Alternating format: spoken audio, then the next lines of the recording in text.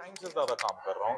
Okay, तो यहाँ पे आपने जो बताया, मुझे बड़ी खुशी है कि आज आपके कारण जो है मेरा और बहुत सारे पुणेकर का ये जो दिमाग में जो मानवरी को लेके था कि ये जो मैदान है इसको हमें कम से कम 10 बार मैंने साफ किया अपने हाथों से मैथिली मैम के साथ मिलकर के। आपने आज बताया कि ये बिल्कुल ही प्राइवेट है, इसका जो भी है अब ये 6 महीने में हो जाएगा दादा। लेकिन आपको आपकी बात मैंने सुनी कचरे को लेकर के, स्पेशली मैं क्योंकि इसी के लिए काम करता हूँ, मैं स्वच्छता का ब्रांड एम्बेसडर भी हूँ।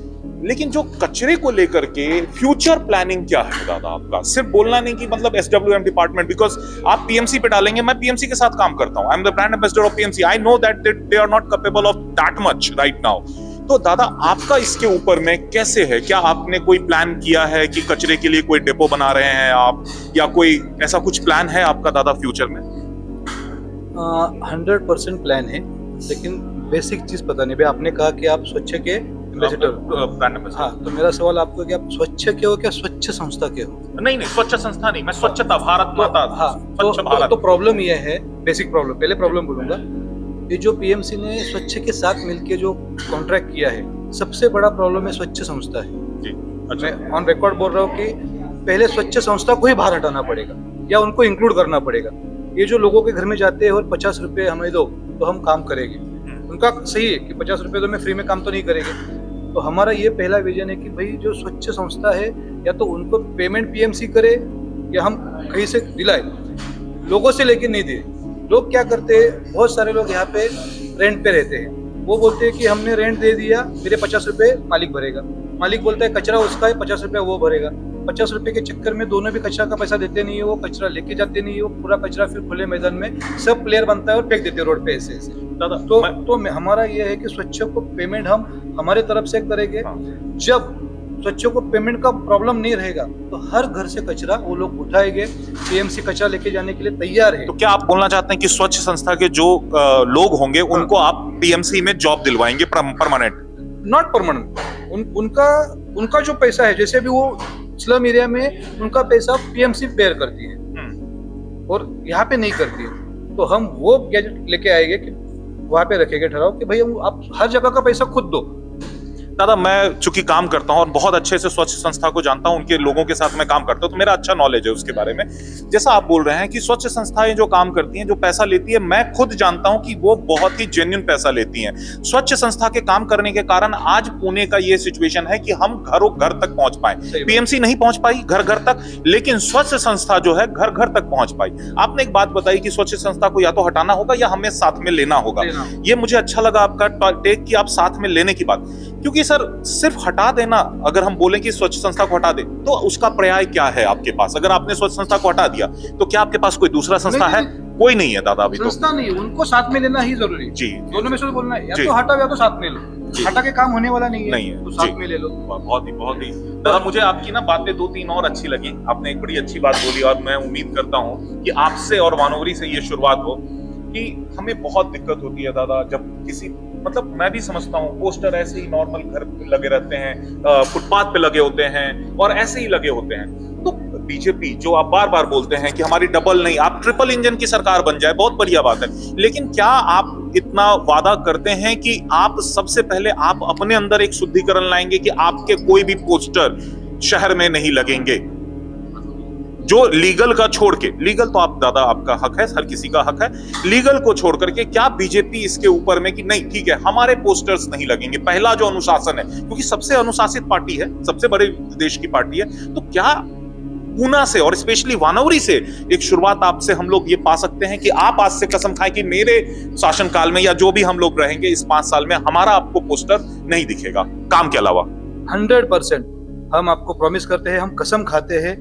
अब आप कहो तो ऐसी कसम खाएंगे हम कसम खाते हैं कि अगले 5 साल के शासन में हमारी बीजेपी की एक भी पोस्टर इलीगल नहीं लगेगी। वाह वाह वाह वाह वाह, ये गौर करने वाली बात है। यहाँ पे सच में मैं बताऊं कि एक इतिहास वाली बात है, बिकॉज कि ये बोलना छोटी बात नहीं है, इसको कर दिखाना बहुत बड़ी बात होगी, क्योंकि हम लोग उसका जो आफ्टर इफेक्ट होता है, पोस्टर जो बाहर में जाता है, वो उसका जो आफ्टर इफेक्ट है वो हमें झेलना पड़ता है। मैं दादा कचरा साफ करता हूं, मैं पूरे भारत में काम करता हूं, इसीलिए ये सारी बातें रख रहा हूं। एक और चीज दादा, बस दादा क्या अपने वार्ड में जो आपने एक शब्द बोला, मैं बड़ा अच्छा लगा हर प्रभाग का अपना खुद का कचरा सेंटर क्यों नहीं होना चाहिए? जो आपने बोला कि हम अपने प्रभाग का पूरा कचरा की जिम्मेवारी हम लोग लेंगे, क्या इसके आगे का प्लान क्या है? ये तो आपने बोला, लेकिन आगे है क्या? इसमें विजन क्या है आपका? ऑलरेडी हमारे पास जगह है, ऑलरेडी सेटअप है, लेकिन वो बंद है सालों की विहार में। सबसे पहले हम वो सेटअप स्टार्ट कर देंगे।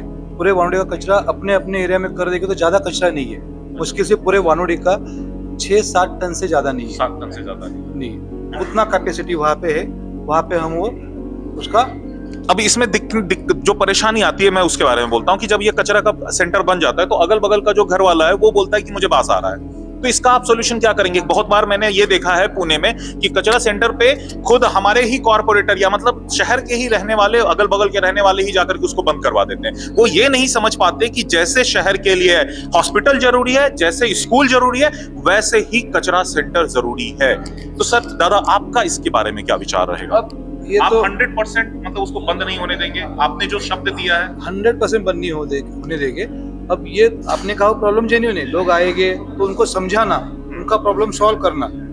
इंडिया के बाहर भी ऐसे ही सिस्टम है। प्रॉब्लम क्या है, वो जो सेंटर होता है वहाँ पे वो जो ट्रीटमेंट करनी है ना, वो प्रॉपर होती नहीं है अपने यहाँ पे। जब हम 100% सिस्टम से वहाँ पे उसके ऊपर ट्रीटमेंट करेंगे तो आजू बाजू वाले को प्रॉब्लम ही नहीं आएगा। आप इंडिया के बाहर देखोगे कि बिल्डिंग के नीचे ही तुम्हारे सेंटर है और लोग बड़े खुशी से वहाँ पे। मोदी जी करके आए ना अभी एकता स्थल, हमने देखा है ना कि वो सबसे बड़ा डंप था लखनऊ का, उन्होंने उसको अभी प्रेरणा स्थल बना दिया है। तो ऐसा ही आप भी कुछ विचार लेके चले हैं? 100%। लेकिन दादा, मैं काउंटेबल पकड़ूंगा नेक्स्ट टाइम। अगर 3 महीने में वो कचरा सेंटर नहीं चालू हुआ तो मैं दादा आपके खिलाफ, हम सभी लोग 100% है ना, ये अधिकार है हमारा। रचना है। आज 4th Jan है, to take 3 months from 4th Jan, we have it on that same date. Yes, वाह That same day. वाह वाह।